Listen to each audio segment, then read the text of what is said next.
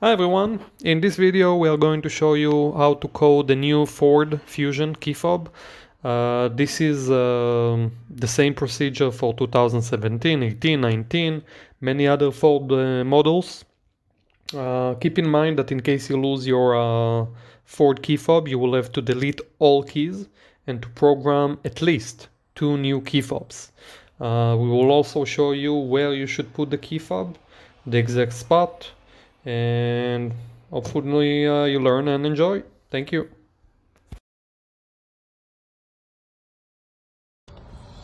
Hello everybody, this is Jim showing you guys how to program a Ford Fusion 2017, 18, 19 models. They're all almost the same.